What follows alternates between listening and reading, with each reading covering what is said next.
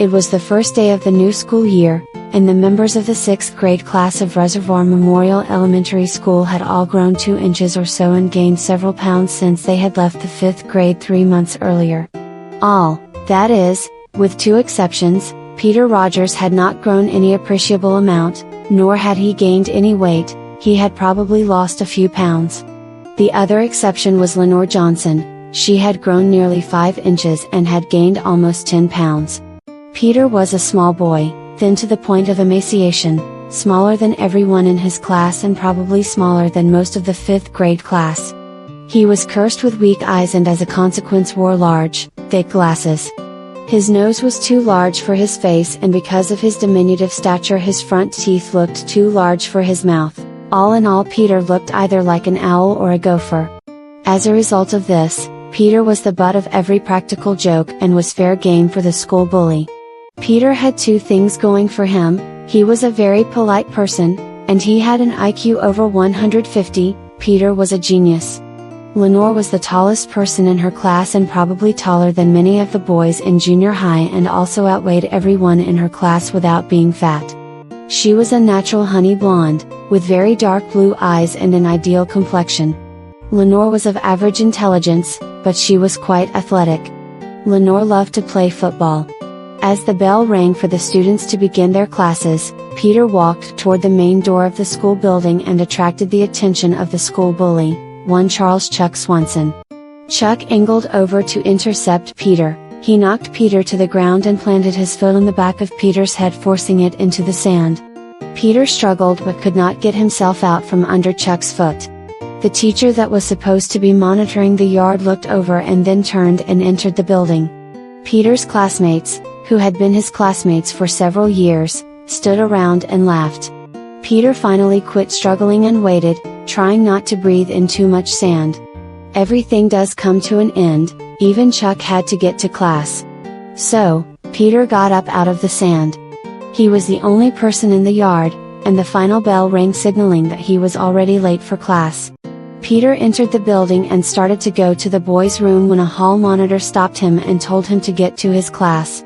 When he entered his classroom, Mrs. Thayer looked at him and raised her voice. "Mr. Rogers, you are a filthy mess. What is your excuse?" Peter opened his mouth to answer when Mrs. Thayer almost screamed, "Here is a hall pass. Go clean yourself up. And don't come to school looking like that again." Peter took the hall pass and went to the boys' room and cleaned himself up as best he could. When he returned to his classroom, everyone laughed as he walked to the only empty desk in the room. Walking to the back of the room, a boy's leg shot out and tripped him. Laughter again. Peter stuck out his chin and got up and walked to his desk and took his seat. Lenore watched the things that were going on and frowned. She didn't seem to like what she saw, but she didn't know what to do. She turned and looked at Peter. He had turned his face toward the wall, and he seemed to be in a Herculean struggle to control himself. Finally, he turned and opened his book and started to work. Peter noticed Lenore that very first day and quietly, hopelessly wished she would notice him. She was so pretty, and she was the only classmate that did not torture him. The class was in the science hour and had just seen a film concerning the operation of an atomic power plant. As the film ended, Mrs. Thayer shrilled, "Mr. Rogers, what did you learn from this film?" Peter stood and looked at the teacher. "Mrs. Thayer, I learned that a nuclear power plant operates on the heat generated by the nuclear decay of the radioactive material in the power rods, heating water, thus driving a steam generator to produce the electric power. I also learned that regulation of the power rods is extremely critical, and if a mistake is made, we have a Chernobyl event." Mrs. Thayer's jaw dropped, and her eyes grew wide. "Very good, Mr. Rogers, very good. Lenore, what did you learn from the film?" Lenore hemmed and hawed a moment and then said weakly, "I'm sorry, Mrs. Thayer, I didn't understand most of it." "Well, perhaps, Miss Johnson, you should study with Mr. Rogers. He seems to have grasped a great deal from the film." Lenore looked back at Peter. "Yes, ma'am," she said quietly. However, studying was far from her mind. She would rather be practicing her place kicking and passing the football. Several weeks later saw Peter the daily victim of Chuck and the butt of many practical jokes by his classmates. Lenore entered the classroom about 10 minutes early from the lunch break. When she entered, she thought she was alone until she heard a sound from a back corner of the room. She saw a figure at Peter's desk, head down, his shoulders heaving as the sobs came. She walked back and put her hand on Peter's shoulder. Peter looked up, a question in his eyes. "What? Peter, what's wrong?" Then she saw that Peter wasn't wearing his glasses. "Peter, where are your glasses?" Peter croaked. "Chuck threw them up on the roof." "Shall I tell the janitor?" "Mrs. Thayer has gone to tell him." After a few minutes Mrs. Thayer came into the room with Peter's glasses. "Mr. Rogers, this had better not happen again. I'm not going to bother Mr. Jenkins the next time your glasses wind up on the roof." Lenore felt her anger rise. Peter did not throw his glasses on the roof, Chuck did. "You should do something to see that Chuck is kept away from him. Miss Johnson, you are very close to detention or expulsion. You had better watch your mouth, young lady." That made Lenore burn. She was incensed at the gross injustice. She turned to Peter and patted him on the arm. "Peter, I'm sorry about this. I want to be your friend, if that's okay?" Peter looked at her hopefully. "My friend?" "Yes. I want to be your friend." "The friend of Peter the Geek?" "Peter, you're the smartest guy I know, and I need a little help with my studies." "Well, I guess so. I would like you to call me Nori, that's what my mom and dad call me. I only let my friends call me Nori. May I call you Pete? I've always wanted a friend to call me Pete." "Please, I like it." "Okay, Pete, I'm going to move my desk next to yours." "I'll help."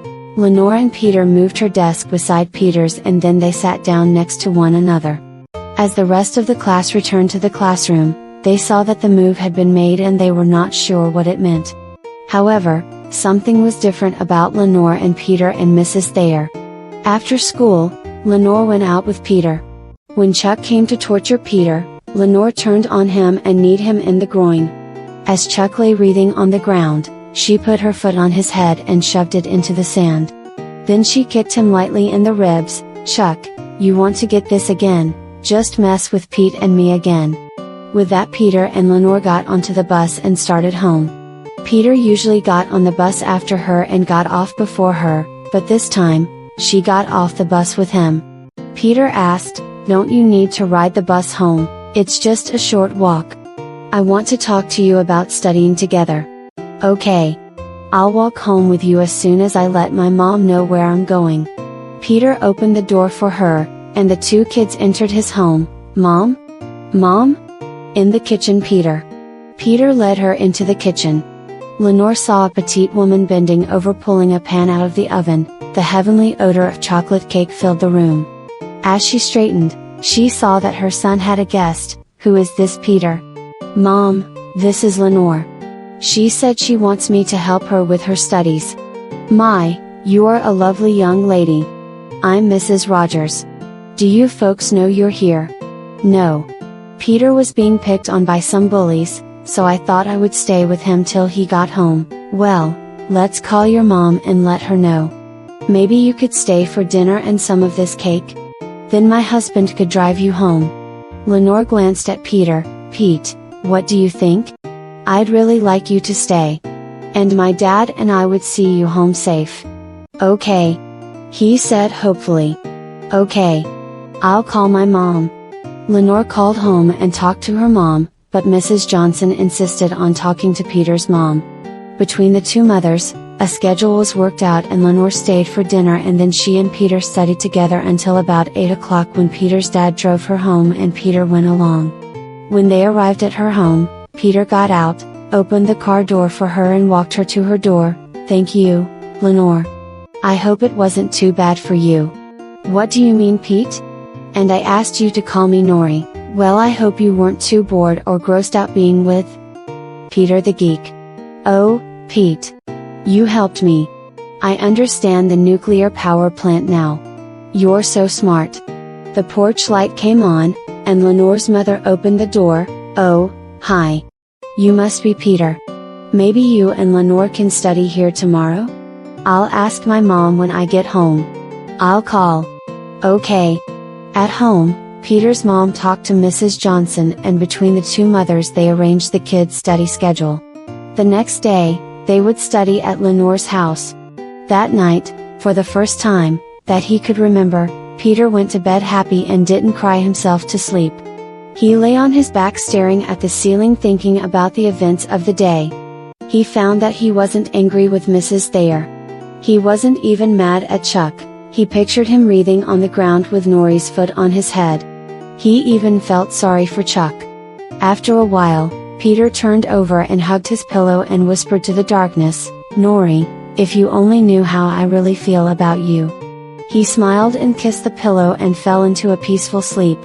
This was probably the first night since he started school that he did not have nightmares, only quiet, happy dreams of Nori. The two kids studied together 4 nights a week. Peter quickly grasped complex concepts and easily translated his understanding into short, concise sentences that helped Lenore understand what was required. Normally they would have dinner and study at Peter's house on Mondays and Wednesdays, then they would eat and study at Lenore's home on Tuesdays and Thursdays. If there were a need, they would get together at the library on Saturday. Fridays usually saw the two kids taking in the football highlights on the Fox Sports Network. On most Saturdays, Peter and Lenore had a morning full of routine household chores. Then in the afternoons, they would go to a nearby park and Peter would help her practice place kicking and passing the football. If the weather was bad, they usually watched their favorite team play. Both kids were fans of the Green Bay Packers and cheered at the wins and groaned at the losses. The Rogers were a church-going family and Peter wanted Lenore to go with him. Since the Johnsons were not regular church attendees, they said it would be okay for Lenore to go with Peter. They attended Sunday school, church, Sunday evening Young People Junior and the Wednesday evening prayer service. After the prayer service, the kids asked to join the choir. The choirmaster wasn't too enthusiastic. He really didn't want to have to deal with children.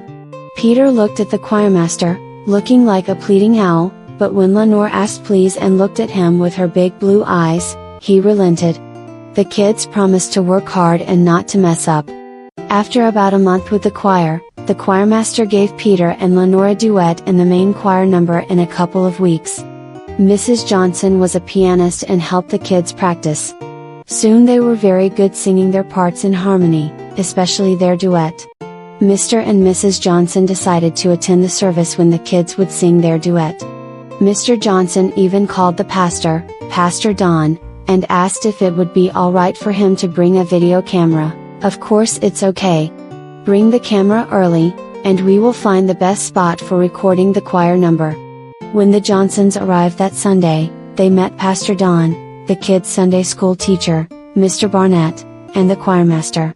They found the ideal spot for the video camera and then attended the adult class with the Rogers. After the service, the Johnsons said they never felt so welcome anywhere, and they began to attend regularly. Very often the other kids in the 6th grade would ask Peter to explain some difficult concept and Peter would make it very understandable to everyone. Soon, even Mrs. Thayer began to rely on Peter to interpret various complicated theories and ideas for the class, why she even called him Petey. As their year in the 6th grade grew to a close, Lenore had gained skill as a kicker and passer, and she had grown another 2 inches and gained another 10 pounds. Peter finally had a growth spurt and gained 3 inches and about 10 pounds. His face began to round out a little, helping his face to fit his teeth and his nose so that he no longer resembled a gopher. But the glasses still made him look like an owl. As they studied and played together, Peter saw that she really wanted to play football in junior high and maybe even high school. So, he put his mind to work to help her gain the other skills needed by a good quarterback.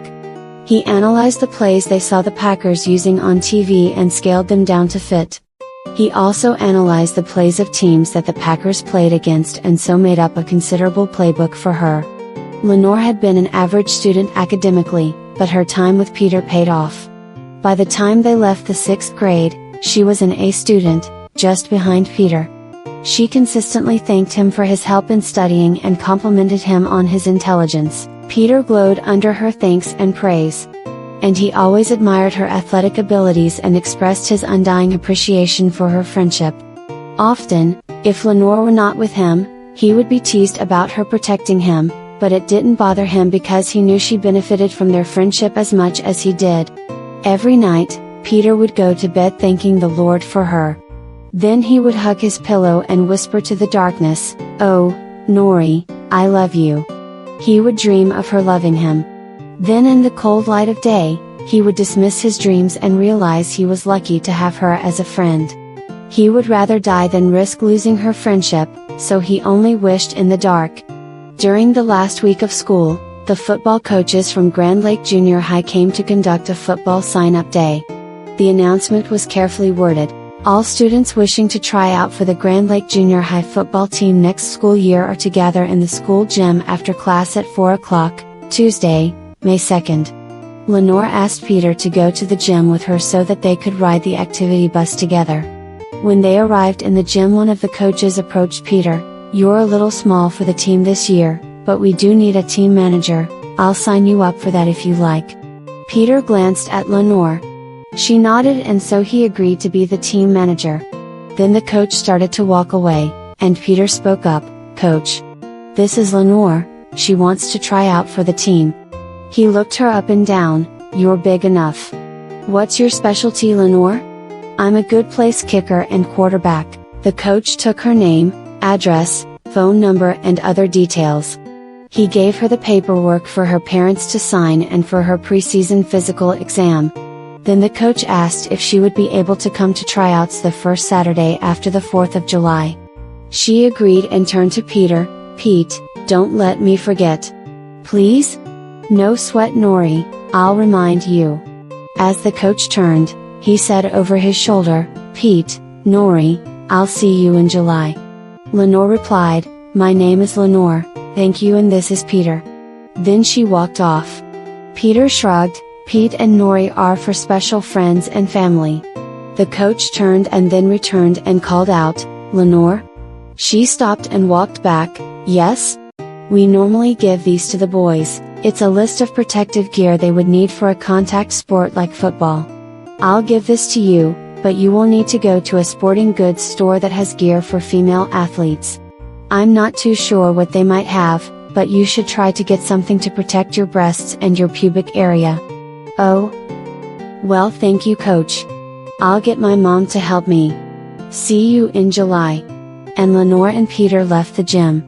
As the end of the school year approached, Peter's folks began to plan for a summer excursion to Disneyland.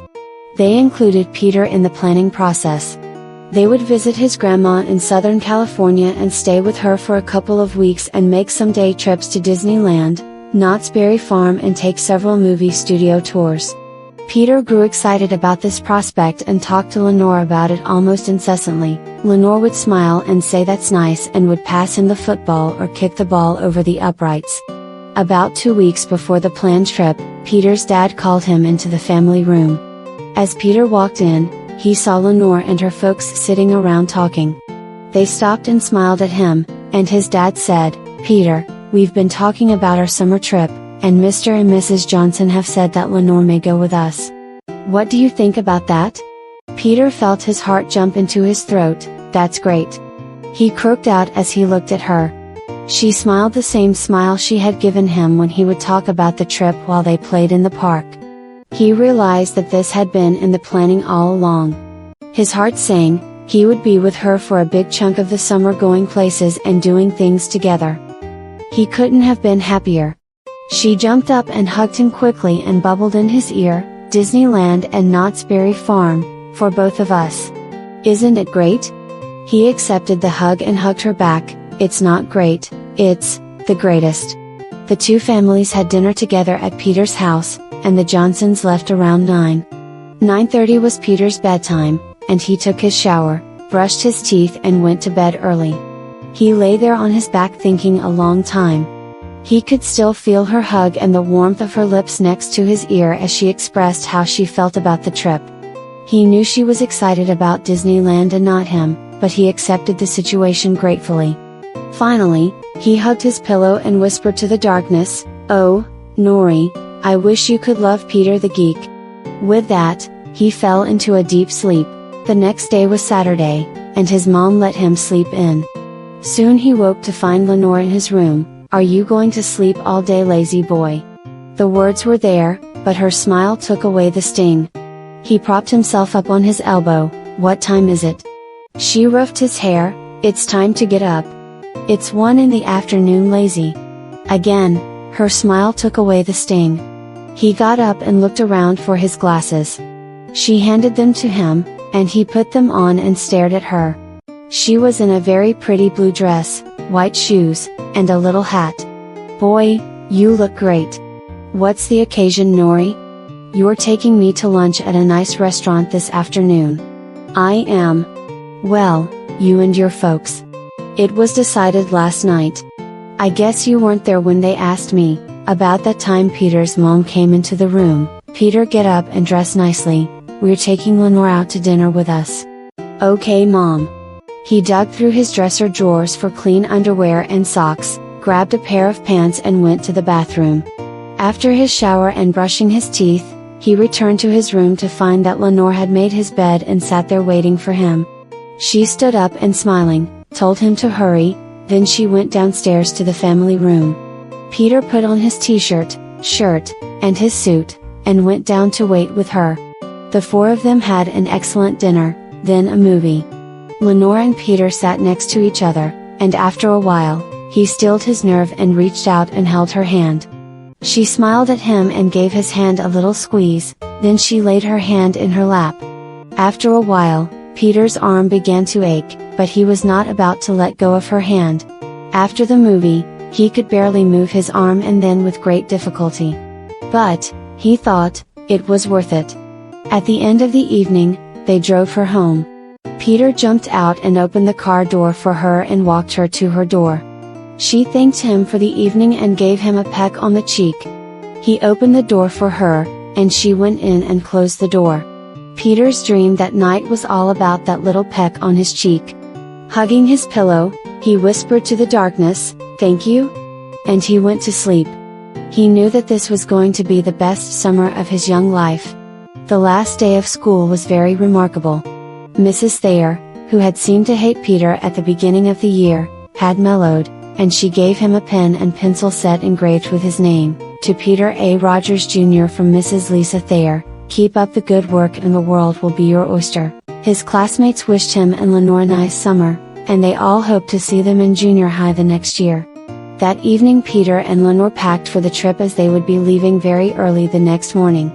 It had been arranged for Peter's dad to pick her up about 9 that evening, and she would spend the night in the Rogers guest room. Next morning at 4, the four of them had breakfast and were on the road. The plan was to drop south and catch Interstate 40 toward Los Angeles. It would take 2 very long days or 3 shorter ones. This they would play by ear. As the day wore on, the trip began to wear on the 2 kids, who had not slept all that well the night before. Soon Lenore was fast asleep, her head sliding over and resting on Peter's shoulder. Although Peter's eyes were heavy too, he was determined not to miss a moment of her closeness. As the van bounced she began to slip, so he slipped his arm around her shoulders to steady her. The smell of her hair and her nearness drove his senses crazy. Peter sat very still holding her close. He was very happy and content. Life was good. They rode all day, and it was decided to stop in Flagstaff for the night. They pulled into a motel late and found that there was only 1 room. They thought they better take it and make the most of the situation. After baths, the 2 kids were settled down in one bed and Mr. and Mrs. Rogers in the other. Mr. Rogers took one of the extra blankets, rolled it up and put it between Peter and Lenore. "Stay on your side," he admonished them. He turned out the lights and got into bed with his wife. All was silent, then Lenore reached over and tickled Peter. Peter took up a pillow and smacked her in the face. Soon they were engaged in a full-fledged pillow fight, laughing and letting off a lot of steam. Peter's folks let it go on for about 15 minutes and then gently told the kids to go to sleep. Laughing and giggling they settled down happily and were silent. Peter smiled into the darkness, he was full of joy. This was as close to his dream coming true, he believed, as he would ever get. He couldn't whisper in the darkness, so he thought, "Oh, Nori, I wish." The next day was a mirror of the day before. Soon Lenore's head was resting on Peter's shoulder, and he was holding her close, again, not wanting to sleep for fear of missing a single moment of her presence.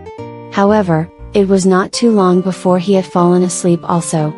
After a couple of hours, he awoke and found that his head was on her shoulder and she was holding him close. Awake he stayed like that for another few minutes, then he raised himself and apologized to her. "I'm sorry Nori, I guess I fell asleep." "That's okay Pete. I slept on your shoulder for a while." They sat up and played the alphabet game using signs along the roadside. They arrived at Peter's grandma's house about 11 that night. The family was so tired that they merely wanted to have a little soup and flop into bed. However, there was one slight problem. Grandma had forgotten that Peter was nearing his teens and had planned for two small children to sleep in one bed. Both Peter and Lenore protested that one night in the motel was an exception, but they could not both sleep in the same bed for the whole vacation. Peter's dad assured the two that he would figure out a better arrangement in the morning. For that night, Mrs. Rogers thought that father and son could endure the night together and she and Lenore would cope together. That settled, they had their soup and retired. Peter and his dad got into bed and lay there silently for a short time, then his dad asked him a question. "Peter, how do you feel about Nori?" "She's my best friend, I think she's cool." "Why do you ask?" "Well son, I would think that maybe there is a little more to it than that. I'm not saying you have to feel more, but sometimes I think there is a little more than friendship there." "Well, I do like her a lot. But, I try not to think about it too much." "Well, son, she is a very nice girl, you could do worse and not too much better." Peter wished he had the guts to tell his dad how he really felt, but he let it go. Peter Rogers was a healthy boy. As he approached adolescence, he had fallen in love with the first girl who treated him like a person, but Peter knew he was small, weak, and funny looking, geeky. No girl like Nori would, or could, ever love him. He was determined to be happy with what he had, a friendship with the girl of his dreams. Peter's mom and Lenore climbed into bed and said good night.